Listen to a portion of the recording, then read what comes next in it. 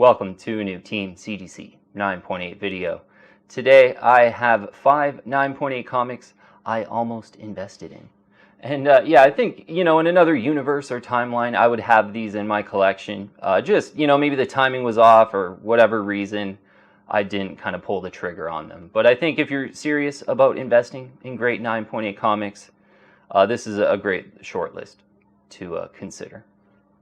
So the first one, it's an Uncanny XMen 129, or X-Men 129, a big key issue in the 9.8, and I definitely, absolutely, almost invested in this one. It was about 4 or 5 years ago I had purchased my Amazing Spider-Man 238 in a 9.8. In the same group of auctions was an Uncanny X-Men 129 in a newsstand edition as well, and it ended up going for like $100 more or $200 more than my Amazing Spider-Man 238 at this time, which I grabbed mine for, I think it was like 1,100 or so at this time. So this one ended up going, I think it was like 1,300 or so, 3 to 4 years ago, certainly. But this one is just one of the best X-Men key issues from this specific era to collect in the 9.8. The John Byrne, Terry Austin, Chris Claremont era of X-Men is probably one of the best runs of comic books ever. And yeah, big key issue on this one. First appearance of Kitty Pryde, Sebastian Shaw, and Emma Frost. A really tough 9.8. It's a great collector item in the super high grade. 352 9.8s in a blue label. 7.1% is the 9.8 ratio. So this is, I think it's like a January 1980 comic. And of all graded copies, only 7.1% of them are 9.8s. That's really tough, even for, an early 80s 9.8 comic. So, back then they were 1,300, 3 to 4 years ago when I, was in the market buying some of my 9.8s. Now, saw one sell for $5,200. You go back a little bit more, I think, this price might still be doable. I think this was a few months ago. 4,551. Those were both direct editions. Newsstand I saw sell for 5,300. I'm pretty sure there'd been a few newsstands going a little bit higher than that as well. So this is one that is absolutely trended up in value so nicely, and for good reason. It's a great collector item in a 9.8, and seems expensive now, but it is kind of probably the key issue to get out of the John Byrne run of X-Men comic books from this era. So if you're serious about 9.8s, you'll want to consider an Uncanny X-Men 129. Okay, next one. Almost had this one a couple times. A Star Wars Heir to the Empire, #1. Yeah, it's a first appearance of Admiral Thrawn and Mara Jade as well. So a couple great first appearances. And with, I think it was in The Mandalorian where they teased, I think they said Thrawn's name in one of the episodes or something like that. Ever since then, this book's been really hot, but I have a feeling if they introduce Thrawn, he could kind of be the new sort of Darth Vader and be in quite a few Star Wars movies moving forward here. That's certainly a possibility. But if not, this one's a great one in the 9.8. It's a Dark Horse comic book, so it's going to be lower printed than like a Marvel or DC comic from this period. So it's a great collector item. And probably this was one, maybe 2 years ago before all the sort of the name drop in The Mandalorian. I'd almost purchased this one for right around $400. They were kind of $350 to $400, before. It was a pretty cool one as a Star Wars fan before the sort of immediate, hype that just happened in the short term. Around $400. There's 284 9.8s in a blue label. 16.1% is the 9.8 ratio, which is that's great, actually. That's awesome for a kind of a mid-1990s comic book. And saw one sell recently. It was like a week ago on Comic Link. $1,600.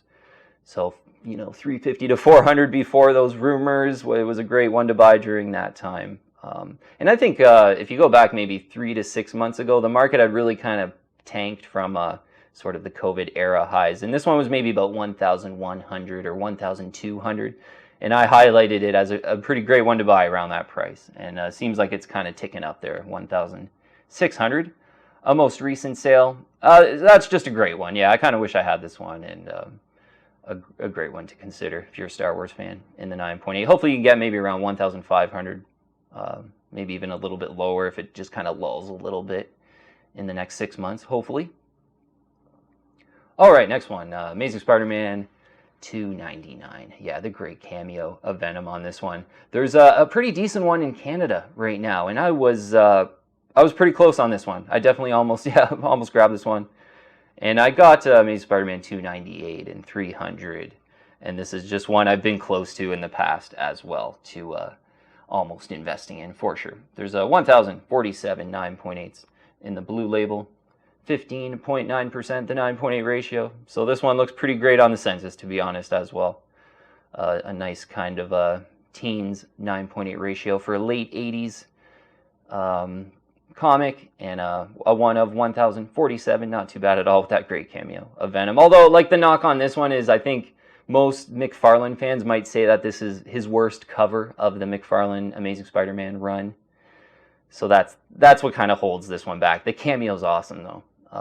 Saw one sell, this one. And this is a pretty great price target to aim for if you like this one. $701 on a Comic Link. So I think, yeah, whoever grabbed that one on Comic Link, pretty great buy right around $700. Get an awesome cameo of Venom. You know, maybe $300's right out of your budget. You know, but $299 might be more in your budget in a 9.8. Around $700. Pretty great buy right now, I think. I could have added it on that sort of symbiote now is the time to buy video, but decided to go with a few other keys.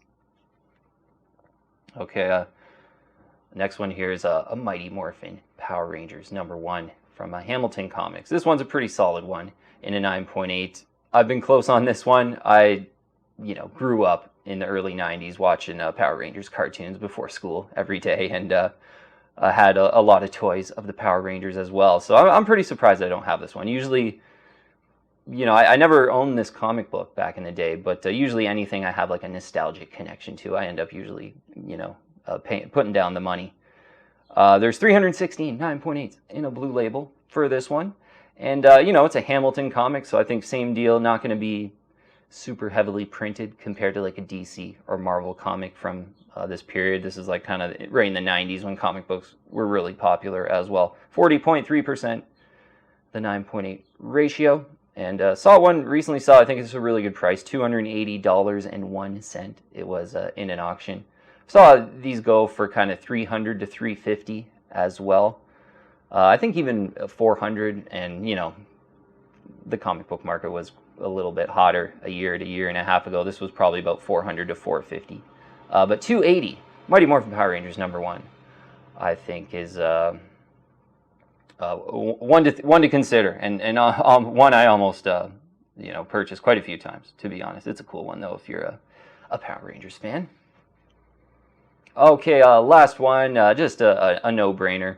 Like most of these, to be honest, this one would really fit in my collection as well. But it's Marvel Superheroes Secret Wars #8, the origin of the black symbiote costume. Such a cool one, great cover. Yeah, just can't dog the cover in any way. Just it's got a great eye appeal.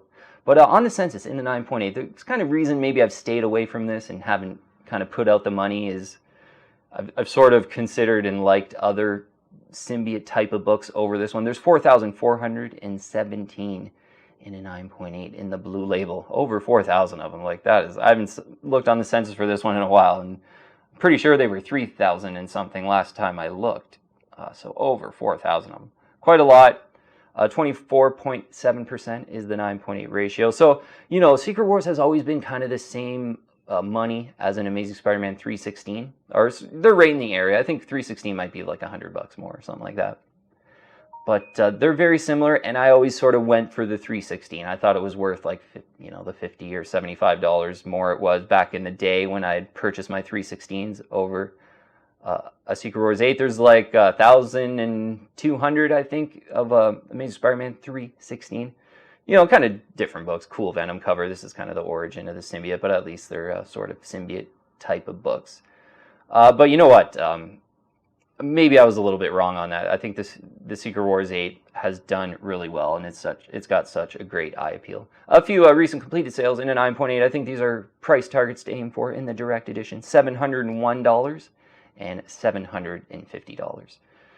Yeah, and like a nice looking Secret Wars 8, good centering, good colors, right around $700, $750, I think is a pretty great deal. So I've been close on that one.